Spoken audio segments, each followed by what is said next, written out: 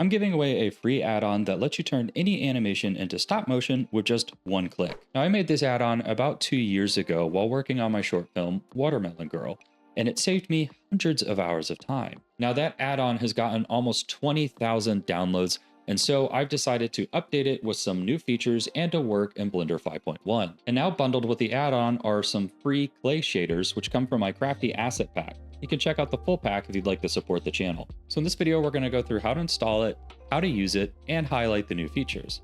So let's dive in and get started. So to install the add-on, all you need to do is download the file, go to your add-ons tab under your preferences, right-click install here, and then you just need to navigate to the position of the zip, click here, and it will install. No other additional steps needed. After that, it will appear in your end panel over here on the right, labeled as Stop Mo.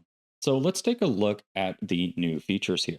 Most importantly is the little icon of Watermelon Girl, which is the short film I created this add-on for. Now down here, I've added additional controls for the step amount, frame offset, and influence, making it so that you have a bit more control over these. We'll go over that in a moment. And then down here, I've added target filters, allowing you to now apply to object level transforms, only the selected bones. This one's super useful, and only shape keys. So we're going to start at the top here, go down to the bottom and go through every feature. I'm going to be using my little goober character here, which is my next short film character I'm working on. And as you can see here, it also has a stop motion aesthetic. So here you can see I've reverted my character back to being animated on ones. So if I want to apply the stop mo effect, all I have to do is click apply steps. So I click there, and now we can see immediately we have a stop motion look for our character.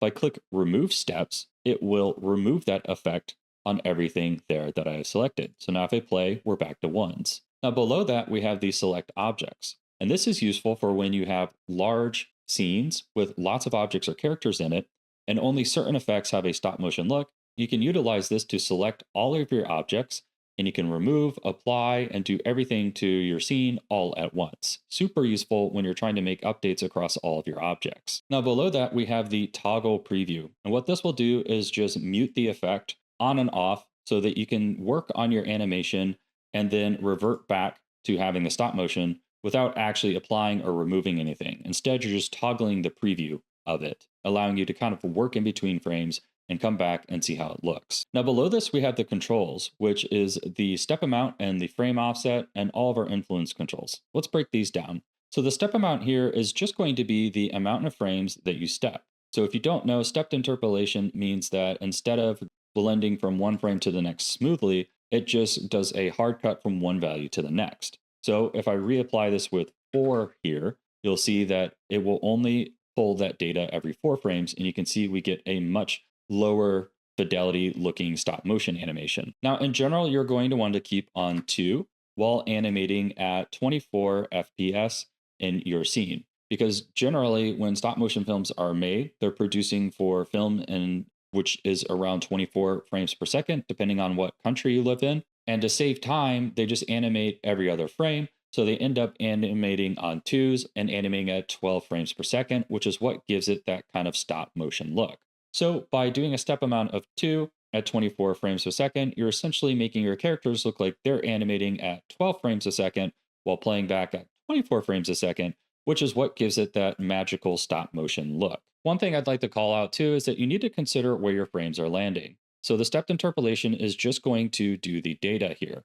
So what you want to make sure is that your keyframes, so your primary and most impactful frames that you've set, are landing on a divisible number of this. So if you are animating on 2s, you're going to want to make sure that your keyframes are landing on 2, 4, 6, 8, or so on. That's very important to maintaining control over your animation while using this add-on. Now, one of the most prominent recent films that really use 2s is SpiderMan Into the Spider-Verse. They animated on 2s for the majority of this film, but they also animated on 1s and they animated on 4s.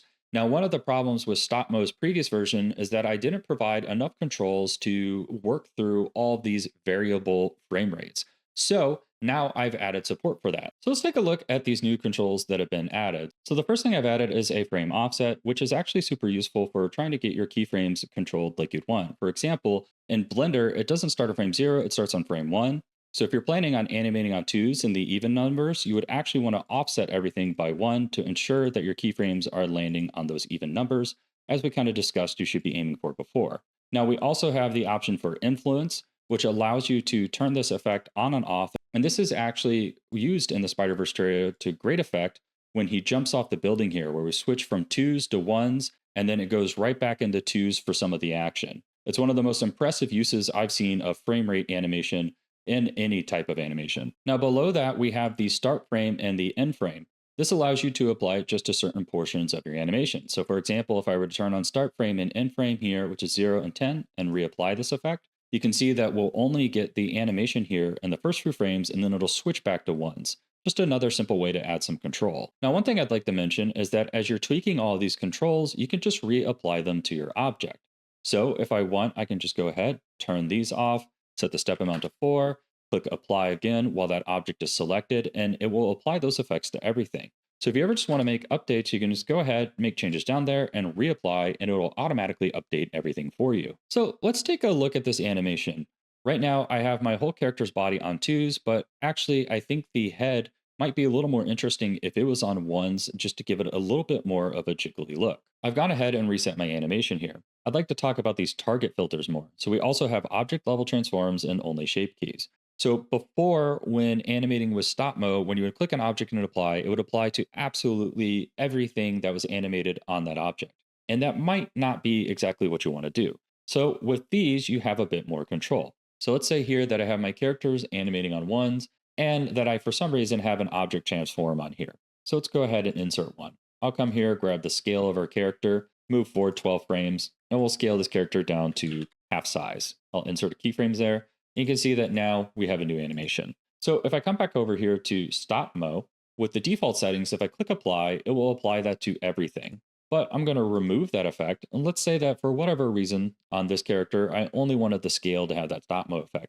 I can click object level transforms. And what that means is that it will not apply to all the bones, the shaders, or the other objects you have on your character. Instead, it will only do it at the transform level up here. So now if I click apply, you'll see that it only applied to those level transforms. And now the only thing with the stop mo effect is the object level transforms. Of course, this is not the best example to show how you could utilize this effect, but it does show the level of control and power you now have. So I'm going to go ahead and click remove. Now, lastly, we have an only shape keys option. Now, what's nice about these check marks is that when you target them on and off, they don't just work for the apply, but they also work for the remove. So let's say that you've applied stop mo to a character like this rig, and you, for example, had some corrective shape keys to ensure that your deformations were clean. And maybe you didn't want stop mo applied to those corrective shape keys because it could potentially cause issues. All you need to do is click on only shape keys and remove steps, and it would remove it from all of your shape key animations. I'm really excited about this add-on. I hope you find it useful, and I'd love to hear what other features you'd like to see, so please drop them in the comments below.